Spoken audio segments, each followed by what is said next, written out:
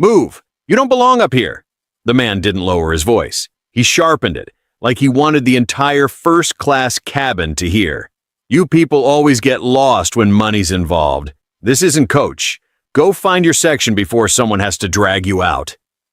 A ripple of silence cut through the cabin. Evelyn Cross, 44, black, calm-eyed, impeccably composed, stood in the aisle with her boarding pass folded once between her fingers. No designer labels, no entourage, just a charcoal blazer, clean lines, and the still posture of someone who had learned long ago that power didn't need permission to exist. She had built her career in aviation finance quietly, mergers, capital structures, airline rescue deals, never attaching her name to headlines. Today, she was just a passenger on a commercial airline, seat 1A. Or so they thought. The man blocking her path leaned back into his leather seat with a sneer. Grant Holloway, 52, white, wealthy, politically connected, a frequent flyer who mistook proximity to power for ownership of it. His cufflinks flashed. His mouth didn't stop. "Look at her," he said loudly, glancing at nearby passengers. "Probably printed that boarding pass in economy and wandered up here hoping no one would notice. Happens all the time. Entitlement dressed up as ambition." A few nervous laughs, phones subtly angled upward. Evelyn met his gaze, not defensively, not apologetically. She simply spoke. "This is my seat." Grant laughed, short and cruel. "That's adorable, and I'm the pilot. Listen, sweetheart, airline policy is very clear about who sits where. You can't just manifest first class because you feel like it." She unfolded the boarding pass and held it out, not toward him, but toward the aisle. "Seat 1A. A flight attendant hesitated. Another glanced at Grant, then back at Evelyn, uncertainty crawling across her face. The moment stretched and broke the wrong way. "Sir," the attendant said softly to Evelyn, "there seems to be a misunderstanding." Grant leaned forward, breath thick with entitlement. "Misunderstanding? No. This is exactly what it looks like. Someone testing the limits. I paid for this cabin. People like me keep this airline in business. She should be grateful she's even allowed on the plane." Evelyn felt the eyes, curious, judging, recording. She did not flinch. "I paid too," she said, calm, even. "And passenger rights don't disappear because someone else feels superior." That word, rights, irritated him. "Passenger rights?" Grant scoffed. "Don't lecture me. I fly more miles in a month than you've probably flown in your life, and I don't take lessons from whatever this is." The insult landed deliberately vague, worse than a slur. It gave him cover. The flight attendant stepped back. A second attendant whispered into a headset. Evelyn exhaled slowly. She had learned, years ago, that escalation is often what bullies crave, so she didn't give it to him. She waited. Grant mistook silence for surrender. "See?" he announced. "Quiet now. That's good. Save us all the trouble and go back where you belong." Two airport police officers appeared at the front of the cabin, summoned not by evidence, but by discomfort. Authority entered wearing assumption. "What's the issue?" one officer asked. Grant didn't wait. "This woman is refusing to move. She's in the wrong seat, creating a disturbance." Evelyn spoke before the lie could harden. "I'm in my assigned seat. Here's my boarding pass." The officer barely glanced at it. "Ma'am, airline policy gives us discretion to resolve seating conflicts quickly. We need you to cooperate." "By giving up my seat," she replied quietly. Grant smiled. "That's how this works," he said. "Compliance is easier than consequences." The word consequences echoed, ugly, loaded. Evelyn looked at the officer. "I am complying with every instruction except surrendering what is legally mine." A pause, an uncomfortable one. The officer sighed. "Ma'am, let's not make this harder than it needs to be." Behind them, a man muttered, "Just move already." Another whispered, "Why is she causing trouble?" Evelyn felt the familiar weight, not fear, not anger, but the old knowledge of how quickly dignity is questioned when it comes wrapped in black skin and quiet confidence. She closed her eyes for half a second. The Lord will fight for you. You need only to be still. Exodus 14:14. When she opened them, she nodded once. Call whoever you need to call, she said. I'll wait. Grant rolled his eyes. Unbelievable. Dragging this out like she's important. The officers exchanged a look. We're going to need you to step off the plane, one said. The words landed like a verdict already decided. Evelyn gathered her bag, slowly, deliberately, not because she was defeated, but because she understood something no one else in that cabin did. This moment was being recorded by more than phones. As she stepped into the aisle, Grant leaned back, victorious. Next time, he said smugly, learn your place before you embarrass yourself. Evelyn didn't look at him.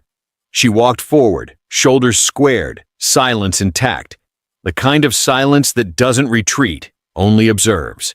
Because what Grant Holloway didn't know, what no one in that first-class cabin could imagine, was that the woman they were escorting off a commercial airline was not losing a seat. She was about to move an entire system. If you've ever been judged before you were heard, if you've ever watched injustice happen in real time while others looked away, then what happens next with Evelyn will make you sit up straight. Don't forget to like, subscribe, and stay with dignity. Voices to follow what quiet power really looks like, because when privilege realizes it's gone too far, it doesn't apologize, it doubles down. The plane door closed with a hollow thud. Inside the first-class cabin, the sound felt final, like a verdict delivered in silence. Grant Holloway exhaled with satisfaction, loosening his collar as if the air itself had improved. Finally, he muttered. Took long enough. A few passengers avoided eye contact. Others returned to their screens. One woman whispered, "That was uncomfortable," but said nothing more. Discomfort, after all, was easier than confrontation. The lead flight attendant forced a professional smile. "Ladies and gentlemen, thank you for your patience. We'll be departing shortly." No apology, no acknowledgement, just erasure. Grant pressed the call button anyway. "Yes, sir?" the attendant asked. "I want to make sure this doesn't happen again," he said loudly. "I fly this airline constantly. I expect a certain caliber of clientele up here. Not confusion, not drama." The attendant nodded, jaw tight. "Of course, sir. We follow airline policy to ensure a comfortable experience for all guests," Grant smirked. "Good. Because I'd hate to think your passenger rights policy applies equally to everyone." The implication hung in the air like smoke. Up front, the cockpit door cracked open. The captain stepped out briefly, scanned the cabin, then leaned toward the purser. "Everything resolved?" he asked. "Yes," she replied quickly. "Passenger was removed." The captain nodded once. "All right then." Just like that, the system agreed with itself. Outside the aircraft, Evelyn stood in a narrow jet bridge corridor, flanked by 2 airport police officers. Fluorescent lights hummed overhead. The airport noise felt distant, insulated, muted, unreal. "Have a seat," one officer said, gesturing toward a metal chair. Evelyn sat, resting her bag at her feet. "You understand why this happened?" the other officer asked, arms crossed. "I understand why it was allowed to happen," she replied calmly. The officer frowned. "Ma'am, the airline has discretion when there's a disturbance. We acted according to policy." "Policy?" she repeated softly. "Not proof." A pause. "You could have avoided all this," he said. "Sometimes it's better to comply and sort it out later." Evelyn looked up. "And sometimes compliance teaches people they're right." The officer didn't respond. Down the corridor, a supervisor approached, clipboard in hand. "We'll need to rebook you on a later flight," she said briskly. "You can file a complaint if you wish." Evelyn nodded. "I will." The supervisor raised an eyebrow, unconcerned. "That's your right." Yes, Evelyn thought. So was my seat. Back inside the plane, Grant reclined fully now, scrolling through his phone. Notifications buzzed, messages from colleagues, a congratulatory text from a political aide, handled like a pro. People need boundaries. He chuckled. Then a vibration interrupted his smug rhythm, an alert from the airline's investor app. He ignored it. Another buzz. Louder this time. He glanced down. The stock ticker blinked. Briefly, unstable. Just a flicker. A dip too small to matter. Probably market noise, he told himself. The engines roared to life. As the plane taxied, a young flight attendant leaned toward the purser. "Do you think we did the right thing?" The purser didn't hesitate. "We followed procedure." "But her boarding pass wasn't our call," the purser snapped. "Don't overthink it." The attendant swallowed her doubt and turned away. In the terminal, Evelyn stood at the window overlooking the runway. The plane she had boarded rolled forward without her, steel and momentum carrying on as if nothing had happened. She took out her phone. No dramatic gestures, no angry texts, just one contact. She typed 4 words. "It's time. Execute review." The reply came instantly. "Confirmed." She slipped the phone back into her bag. Around her, travelers hurried. Announcements echoed. Life continued. But somewhere beyond the terminal, in servers, contracts, clauses written years ago, mechanisms began to stir. Quiet ones, patient ones, the kind no one notices until it's too late.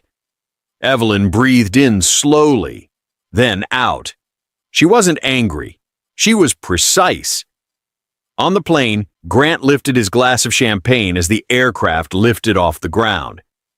"To smooth flights," he murmured. He had no idea the turbulence hadn't started yet. If you've ever watched authority close ranks, if you've ever seen policy used as a weapon instead of protection, then stay right here. Like, subscribe, and remain with Dignity Voices, because what's coming next isn't loud, it's documented. Because when injustice is recorded, it doesn't disappear, it goes public. The video didn't go viral at first, it seeped. A shaky clip, 37 seconds long, posted by a passenger who hadn't planned to be brave. Only honest. The footage opened mid-aisle, voices overlapping, tension already sharp. "Ma'am, you need to stand up." "I'm not resisting." "Then stop making this difficult." The camera tilted, a wrist, a sleeve. The unmistakable sound of Velcro restraints tearing open the air. By the time the plane reached cruising altitude, the video had crossed a threshold no airline could control. Evelyn watched it alone, seated at a small cafe table near the far end of the terminal. The same clip, again and again. Not out of masochism, but study. The frame caught her face only briefly. Calm, steady, almost unreadable. That was what unsettled people most. Comment sections exploded. "Why is she being removed? She's not yelling. They didn't even check her boarding pass. This feels wrong." News outlets picked it up cautiously at first. Hedging language, passive verbs. Passenger removed following seating dispute. By evening, the tone sharpened. Black woman dragged from first-class seat despite valid boarding pass. A former federal prosecutor appeared on a panel, brow furrowed. "If this footage is accurate, we're looking at potential violations of passenger rights. At minimum, this raises questions of legal accountability." Another expert followed. "And corporate negligence. When frontline staff default to force instead of verification, that's not an individual failure. That's systemic." The words began to stick. Inside the airline's headquarters, the mood soured by the hour. A crisis response team filled the executive conference room. Screens glowed. Headlines refreshed faster than anyone could read. "We need to get ahead of this," the chief communications officer said. "Emphasize safety. Use the word non-compliant. That usually calms things down." Legal shook his head. "Careful. If she was compliant, and the footage suggests she was, that language could backfire." The COO scoffed. "We remove disruptive passengers all the time." "Yes," legal replied, "but not usually with this level of restraint, and not without confirming seat assignment." Silence followed. Someone finally asked the question no one wanted to voice.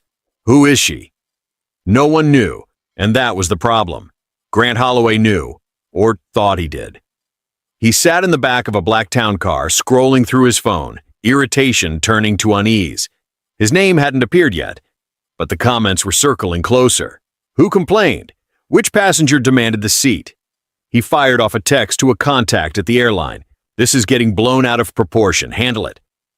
The reply took longer than usual. Back at the airport, Evelyn rose from her chair and walked, not toward the gate, but toward a quieter corridor lined with glass. The runway stretched beyond it, lights blinking in patient sequence. She felt the weight now, not of humiliation, but of exposure. Being unseen had always been safer. A young woman approached hesitantly, phone clutched to her chest. "Excuse me, are you the woman from the video?" Evelyn nodded once. "I just wanted to say," the woman continued, voice trembling, "I'm sorry no one helped. I froze. I didn't know what to do." Evelyn studied her face. Fear, regret, sincerity. "Thank you for saying that," she replied. "Sometimes naming silence is the first step toward ending it." The woman swallowed, eyes wet. "They're saying you were difficult." Evelyn's voice remained steady. They always do. By nightfall, lawmakers weighed in.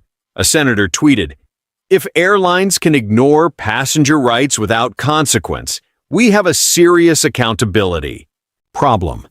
The phrase accountability problem trended for 6 straight hours.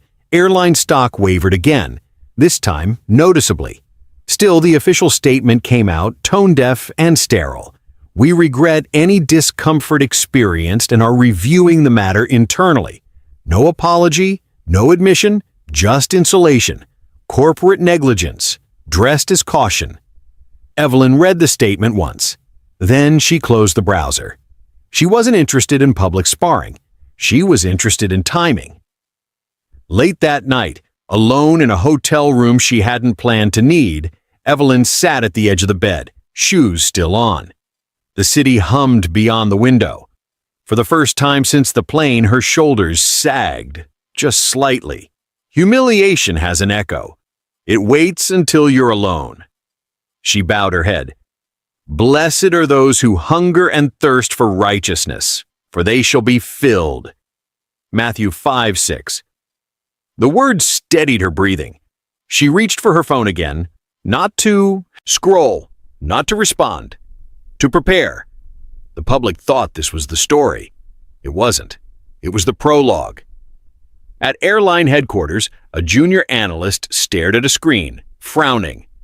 "Sir," he said cautiously to his supervisor, "I'm seeing unusual movement in shareholder alignment. Small blocks consolidating under a single entity." The supervisor waved him off. "Focus on the PR dashboard. But the timing, not now." The analyst hesitated, then obeyed. Across town, servers logged activity no one noticed yet. Clauses dusted off. Thresholds approached. Systems waking up. Grant finally received a call back. "We're handling it," the voice said tightly. "But you might want to stay offline for a while." Grant frowned. "Why?" A pause. "Because this may not end the way you expect." The line went dead. Grant stared at his reflection in the darkened window. For the first time since the plane, he felt something unfamiliar. Not guilt, uncertainty. Evelyn lay back on the bed, eyes open, listening to the distant sound of traffic.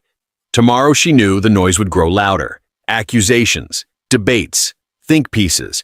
But noise wasn't power.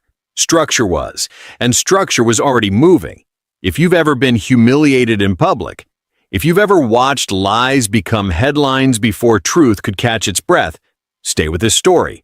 Like, subscribe and remain with Dignity Voices, because silence doesn't mean surrender. It means strategy.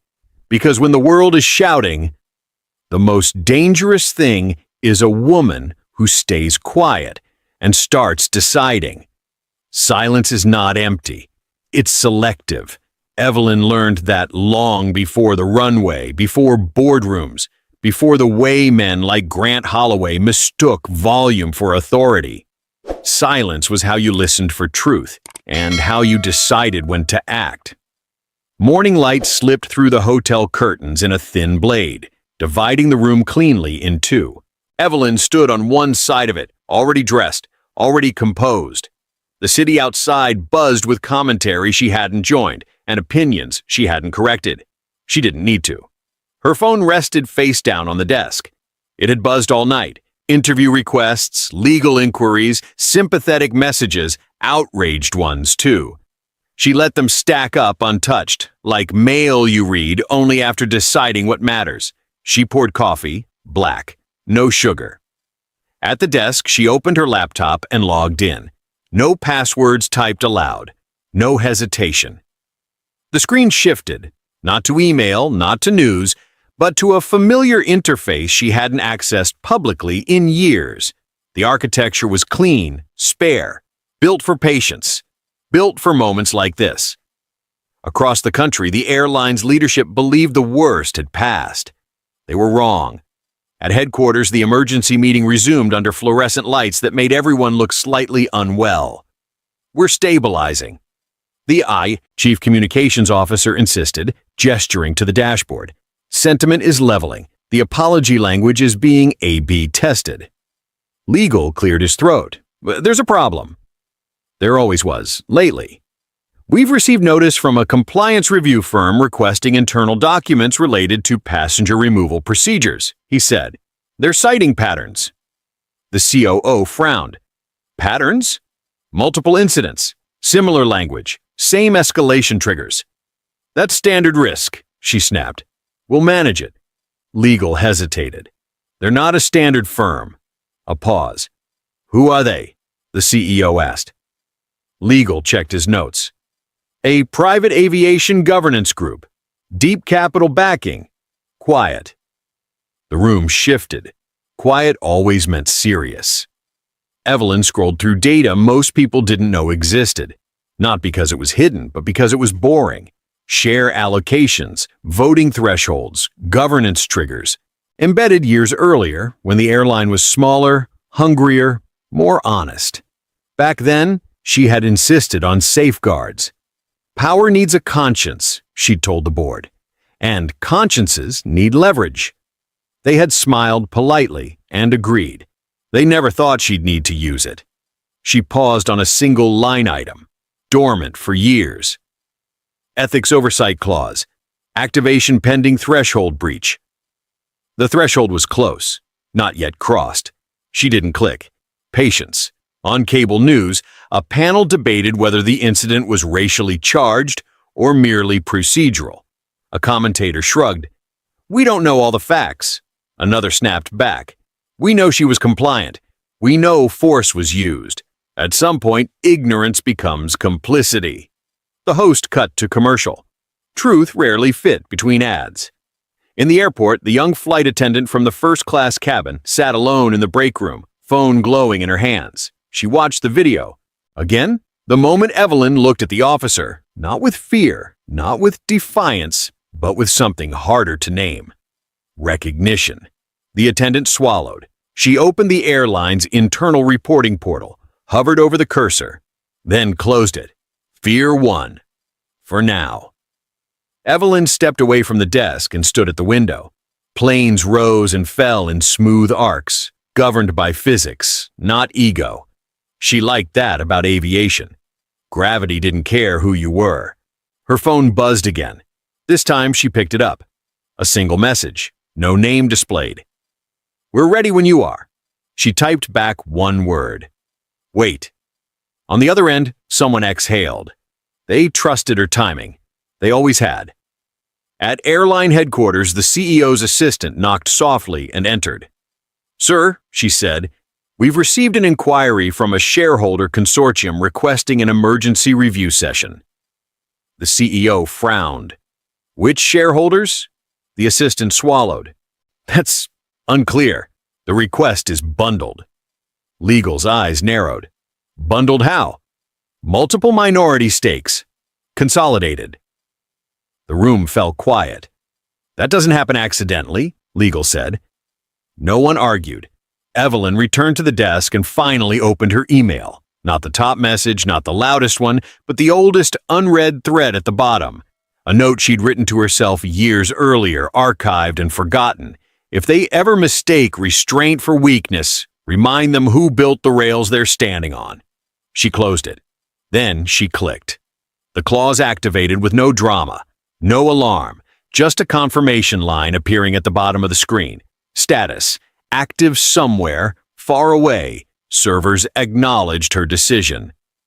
No fireworks, just alignment.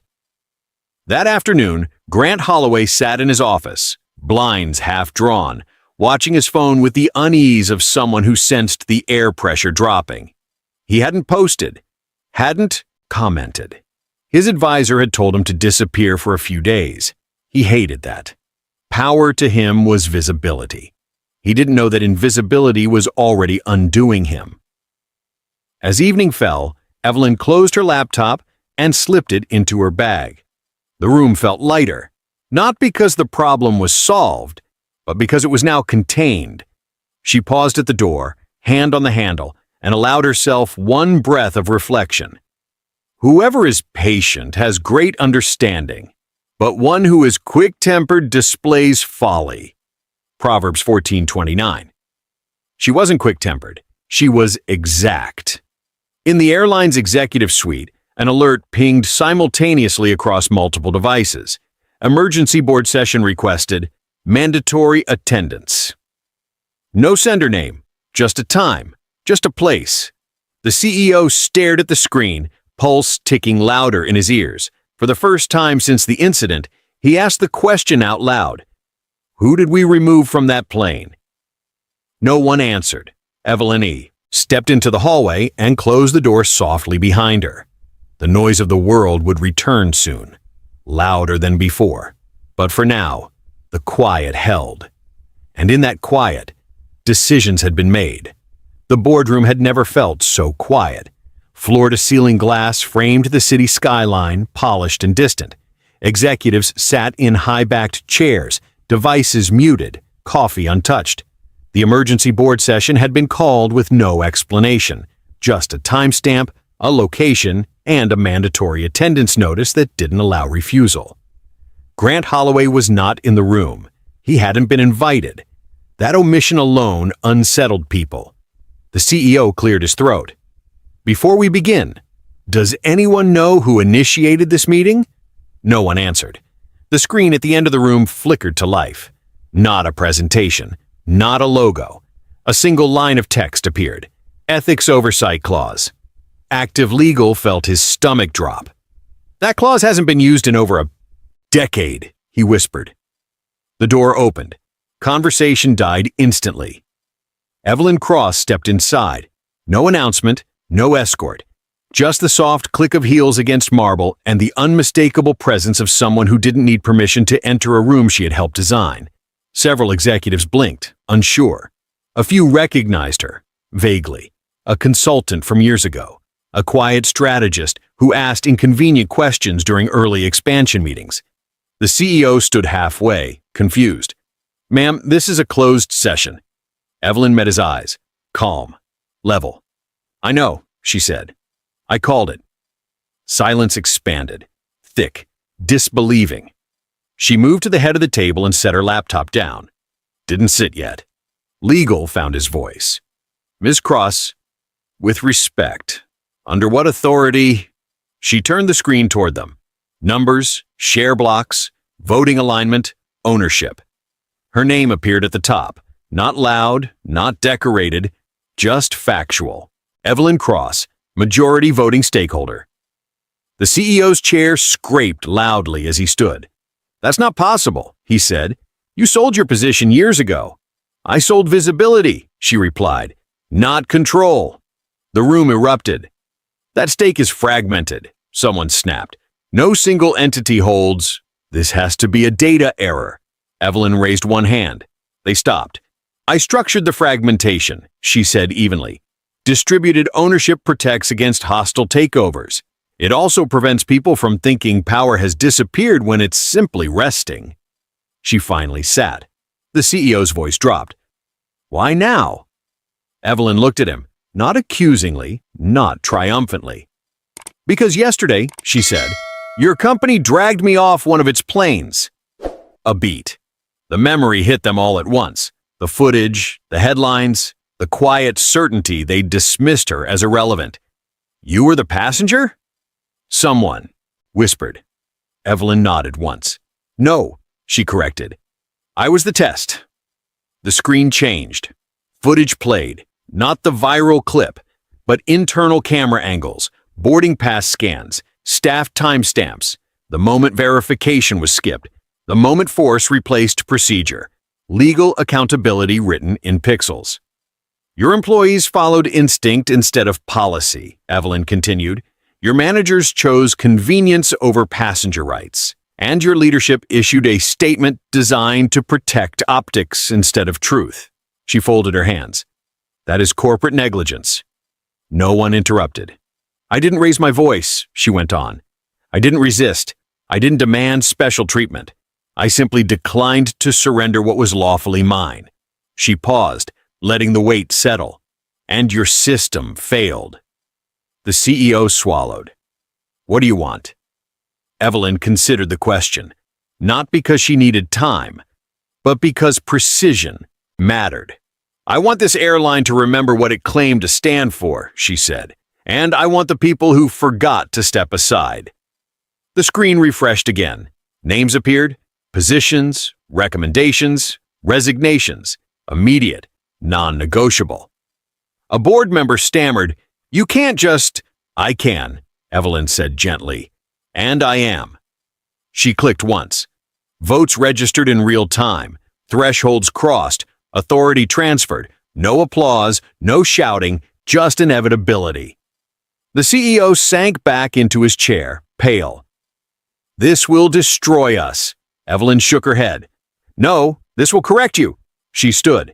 You will issue a full apology, not one written by legal, but one that admits harm. You will cooperate with every external review, and you will fund mandatory reforms designed by people who understand dignity isn't a branding strategy. She picked up her bag. And you will never again confuse silence for weakness. No one stopped her. They couldn't. Across town, Grant Holloway's phone rang. Unknown number. He answered anyway. Yes? A pause. Then his face drained of color. You're telling me— She's who? The line went dead. Grant stared at the screen, the echo of Evelyn's calm voice replaying in his mind. The one he'd dismissed, mocked, erased. For the first time he understood. The seat hadn't been the mistake. The assumption had. Evelyn exited the building into late afternoon light. The city moved around her, unaware of the shift that had just occurred. Justice hadn't screamed. It had signed. She paused at the curb, breathing evenly.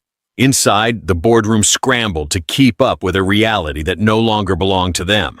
Outside, Evelyn walked on, intact, unbowed, unnamed by headlines. Because the truth had finally spoken, and it hadn't needed to shout. If you've ever watched someone underestimate quiet competence, if you've ever been dismissed because you didn't perform power, this moment was for you. Like, subscribe, and stay with Dignity Voices, because what comes next isn't just justice, it's consequence. Because once identity is revealed, the system doesn't argue. It obeys. Power doesn't arrive with footsteps. It arrives with confirmation codes. Within minutes of Evelyn Cross leaving the boardroom, the airline's internal systems began to respond. Not emotionally, not dramatically, but with the cold obedience of architecture finally recognizing its architect. Emails triggered in precise sequence. Not blasts, not panic. Targeted notifications routed to compliance, finance, operations, and federal liaison offices. Each one carried the same subject line. Protocol activation. Immediate action required. Executives stared at their screens, stunned not by the language, but by the authority behind it. This wasn't protest. This was process. In the executive suite, the CEO stood frozen as the general counsel reread the notification for the third time. "She's invoking cross-functional override," legal whispered. "That authority hasn't existed in practice for years." "But it exists," the COO snapped, already scrolling. "That's the problem." Department heads began entering the room without being summoned. Compliance first, then HR, then an outside risk advisor who had been monitoring quietly for months, waiting for a breach threshold no one believed would ever be crossed. It had been crossed, not by malice, by arrogance. At the same time, across the city, Evelyn sat in the back of a town car, hands folded in her lap, eyes forward. She wasn't watching news. She wasn't reading messages. She trusted the machinery. Years earlier, when the airline had needed capital no one else would provide, she had insisted on ethical infrastructure, clauses no one bothered to understand, safeguards written in language too dull to attract attention. "Justice doesn't need passion," she told the board back then. "It needs permanence." Now, permanence was answering. Inside the airline's operations center, a senior systems engineer frowned at his monitor. "Why are these permissions changing?" he asked no one in particular. Another analyst leaned over. "They're not changing. They're reverting. To baseline. To original intent." The first visible impact came quietly. The CEO's executive access was downgraded. No announcement, no escort. Just a blinking notification. Administrative privileges adjusted. He refreshed the screen. Nothing changed. "Legal?" he said, voice brittle. Legal didn't answer. He was staring at his own inbox. His privileges were gone, too. Across the building, phones buzzed in unison. Resignation notices delivered not as requests, but as outcomes. The system didn't ask if they agreed. It had already counted the votes. News broke 37 minutes later. Not from the airline, from the market. A financial network cut into programming with a red banner. Airline stock halted following governance review. Analysts scrambled. "This isn't a scandal-driven dip," one said live on air. "This is a structural correction. Something internal has shifted, and it's big." The numbers told the story with brutal clarity. A $4 billion valuation adjustment, erased not by rumor, but by recalculation. Grant Holloway watched the news in disbelief, tie loosened, jaw clenched. His phone buzzed incessantly. Advisors, colleagues, people who hadn't spoken to him in years, suddenly eager to distance themselves. He replayed the moment on the plane. "Next time, learn your place." The words curdled in his mouth. His influence evaporated faster than his confidence. When the airline's legal team issued a statement acknowledging procedural failure and cooperation with external review, Grant's name appeared nowhere. He wasn't protected. He was irrelevant. Back at headquarters, a federal liaison entered the room unannounced. "We've received formal notice of voluntary compliance cooperation," she said crisply. "Effective immediately, we'll be conducting a full audit of passenger removal incidents over the last 5 years. The COO slumped into her chair. The liaison glanced around. "I assume Ms. Cross is aware?" Legal laughed weakly. "She initiated it." The liaison nodded once. "Good." Evelyn's phone vibrated. She glanced at the screen. "Phase 1 complete. External alignment achieved." She typed back, "Proceed to Phase 2. Public correction, not performance." The reply came instantly. Understood. By evening, the airline's public apology was released.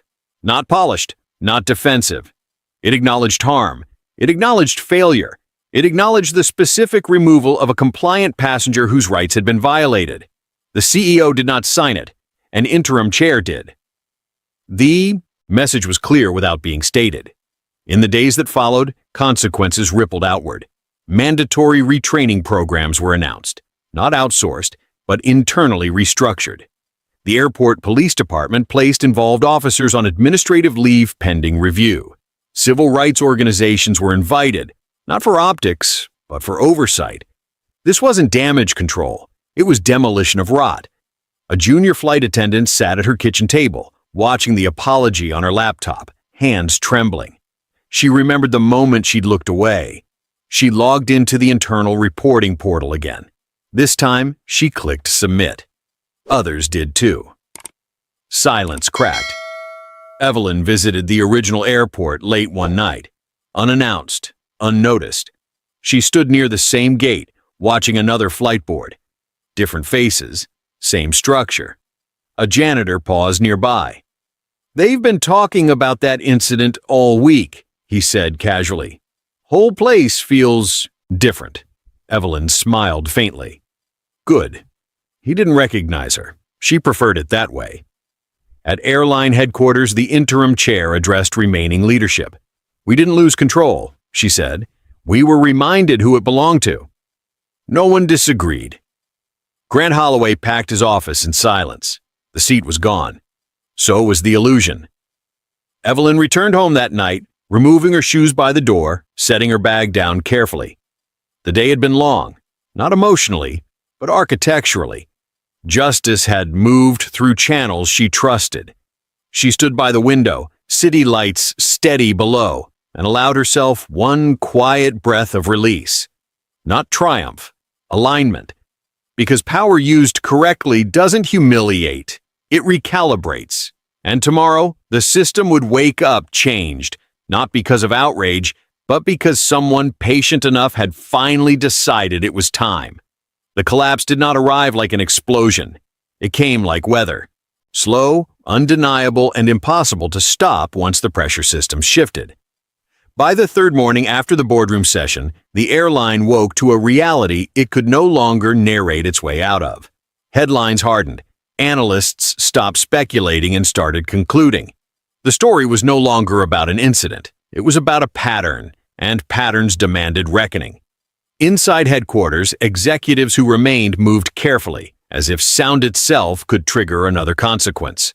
Hallways once loud with ambition now carried whispers and the hum of machines doing what machines do best. Recording change. Human resources released notices not as announcements, but as acknowledgments. Positions were eliminated, departments restructured, titles quietly retired. No one used the word purge. They used realignment. It was more accurate. The interim chair stood before the remaining leadership and spoke without notes. She did not raise her voice. She did not soften the message. "We are not being punished," she said. "We are being corrected." No one argued, because outside that room, correction was already visible. Regulators arrived without fanfare. Not raids, not sirens, clipboards, credentials, measured steps. The kind of authority that didn't need spectacle because it was permanent. Airport police leadership announced cooperation. Internal affairs opened files that had been closed too quickly before. Names resurfaced. Decisions were re-examined. The system had turned inward. On social media, the tone shifted. Outrage matured into resolve. Commentators stopped asking how this could happen and began asking how often it had. Former employees spoke. Passengers shared stories that never made headlines because they hadn't been filmed. Silence lost its protection. The airline's stock reopened lower, then steadied. Investors didn't flee. They recalibrated. Long-term trust, it turned out, mattered more than short-term comfort. Evelyn watched none of it. Directly. She sat in her home office, sunlight moving slowly across the floor, reviewing reports compiled by teams she had never needed to micromanage. They were doing exactly what they had been designed to do: identify weakness, remove rot, reinforce structure. Her phone rang once. It was the interim chair. "We're implementing the full reform slate," she said. "Independent oversight, mandatory verification checkpoints, zero discretion removals without documented cause." Evelyn listened. "And?" she asked. "And the board wants to know if you'll step back in. Publicly." Evelyn looked out the window, where the city moved in quiet coordination. "No," she said. "You don't heal a system by replacing one face with another. You heal it by changing how it decides." The chair exhaled. "Understood." That was leadership now. Listening. Across town, Grant Holloway sat alone in a rented office, cardboard boxes stacked against the wall. His name had become shorthand in articles about entitlement, about assumption, about the dangers of unchecked influence. Invitations stopped arriving. Calls went unanswered. He replayed the moment again and again and again. The certainty he'd worn like armor. The confidence that rules bent toward him because they always had. He finally understood what had broken. Not his reputation, his insulation. Elsewhere, the young flight attendant walked through the terminal in uniform, shoulders back. She had given a statement. Others had followed. Training sessions were different now. Questions were allowed. Verification was mandatory. Silence was no longer rewarded. At the same gate where everything had begun, new signage appeared. Clear language, clear rights, clear process. Passengers noticed. Weeks passed. The story stopped trending, but its effects did not fade. Lawsuits were settled quietly. Policy language changed. A civil rights advisory council was announced, not as a press opportunity, but as a standing authority. This was not restoration theater. It was reconstruction. Evelyn attended none of the press conferences. She declined interviews. She let the system speak for itself. When justice works, it does not need narration. One afternoon, she walked through the terminal again, not as a symbol, not as a spectacle, but as a traveler. No cameras followed her. No one recognized her. The space felt altered anyway. Calmer, more deliberate. She paused near the window overlooking the runway. A plane lifted smoothly into the sky, engine steady, path clean. The choreography was precise because the rules were respected. That had always been the point. Her phone vibrated. A final report. System reforms complete. Oversight active. No further action required. Evelyn closed the file. Behind her, a father explained boarding procedures to his daughter, pointing to the signs, reading them carefully. She listened, nodded, learned. That mattered more than headlines. The collapse was finished now, not with rubble, but with clarity. The old order had not been destroyed by anger. It had been replaced by design. And in that quiet replacement, something rare had occurred. Power had been reminded what it was for. In the weeks that followed, the airline's internal culture shifted in ways no memo could mandate. Meetings changed shape. Assumptions were questioned before they hardened. Verification replaced instinct. Employees learned that escalation was not strength, and restraint was not weakness. These were not slogans posted on walls. They were behaviors reinforced by consequence. External auditors published preliminary findings that confirmed what many had long suspected. The issue had never been a single employee or a single passenger. It had been permission. Permission to shortcut. Permission to assume. Permission to protect comfort over correctness. That permission was revoked. Airports affiliated with the carrier updated joint protocols. Local law enforcement agencies revised response thresholds. Training scenarios were rewritten to include dignity as a requirement, not an afterthought.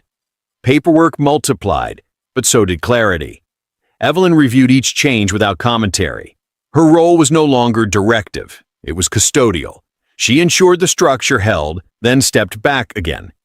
Architects do not live inside every building they design. Grant attempted a statement. It was brief, defensive, poorly received. He withdrew it within hours. Some lessons arrived too late to save pride, but not too late to end harm. He would live with that distinction. The interim chair announced a permanent leadership slate. Diverse, experienced, unglamorous. People chosen for steadiness, not spectacle. The board ratified the decision unanimously. The vote was not close. Employees noticed another difference. When mistakes occurred, they were addressed publicly and proportionately. When passengers raised concerns, they were documented and resolved, not dismissed. Cameras became unnecessary because trust returned. Evelyn attended a small internal briefing by invitation only. She sat in the back, listened, and spoke once. "Systems don't fail because people are bad," she said. "They fail because good people are trained to look away. Don't look away." No one forgot it. On a quiet evening, she returned home and placed the folded boarding pass from that day into a drawer. Not as a trophy, as a reminder of how easily order can drift, of how quietly it can be restored. Outside, the city lights blinked in steady patterns. Somewhere, another plane landed safely, guided by rules that mattered. The collapse had ended not in ruin, but in resolve. And resolve, when maintained, becomes culture. The headlines eventually moved on, as they always do, but the correction remained embedded. People spoke differently now. They checked twice. They listened longer. And when someone stood their ground quietly, the room paid attention. This was not fear. It was respect earned by structure. Evelyn understood that justice is most effective when it outlives memory. She closed the drawer, turned off the light, and let the day end without ceremony. Tomorrow would not need her intervention. That was the measure of success. When systems hold, architects rest, and dignity no longer needs defending, only maintaining. The work continued unseen, sustained by rules rather than personalities, by patience rather than outrage, by accountability that neither slept nor shouted. It endured quietly where it belonged, and that endurance changed everything forever, for good. A year later, the airport felt different. Not quieter, airports are never quiet, but steadier, as if the place had learned how to breathe. The announcements flowed without urgency, lines moved with purpose. The glass walls reflected a morning light that no longer seemed sharp. Evelyn Cross walked through the terminal alone. No escort, no press, no recognition. That was intentional. She wore a simple coat, her pace unhurried, her eyes attentive in the way of someone who observes systems not for flaws, but for alignment. The gate number overhead blinked softly. It was the same gate as before, though the signage had been redesigned. Clearer language, clearer rights, clearer processes. Small changes, structural ones. At a distance, a group of executives stood near a private conference room, speaking in subdued tones. Evelyn didn't approach, but she recognized the posture, careful, measured. The era of performative confidence had ended. One of them glanced her way, then looked again, uncertain. Recognition hovered, then passed. She kept walking. That too was intentional. Inside a modest boardroom overlooking the runway, the airline finalized the last documents of a long chapter. The settlement agreement lay signed, clean and unequivocal. It resolved claims without secrecy, acknowledged harm without deflection, and funded oversight designed to outlast leadership cycles. There were no victory laps, no disclaimers buried in footnotes. An executive apology had already been issued months earlier, not a press-crafted statement, but a plain-spoken admission delivered without qualifiers.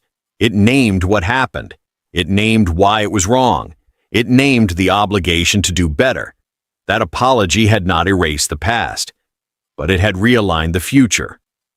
Reputation management teams once obsessed with optics had been restructured.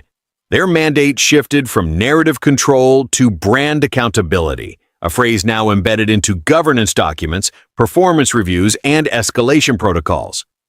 Accountability wasn't something you said after harm. It was something you practiced before it. From the runway window, a plane lifted smoothly into the sky. No one clapped. That was the point. Evelyn paused near the window where she had once stood watching a plane leave without her. She remembered the weight of that moment. Not anger, not humiliation alone, but the realization that dignity could be tested by strangers and upheld only by structure. A child tugged at her mother's sleeve nearby. "Why does that sign say to ask before moving someone?" he asked, pointing to a placard. The mother smiled. "Because everyone has a right to be treated fairly." Evelyn felt something settle in her chest. Not pride, but peace. Justice had done what it was supposed to do. It had taught. She sat briefly at the gate, not boarding yet, just listening. The rhythm of travel, the small negotiations of humanity, a man helping an elderly passenger with a bag, a flight attendant kneeling to speak at eye level with a nervous flyer. Procedures followed, Voices respectful. No one noticed Evelyn. She preferred it that way. Her phone buzzed once. A message from the interim chair. Now permanent. Final audit closed. Oversight ongoing. Thank you. Evelyn typed back. Keep listening.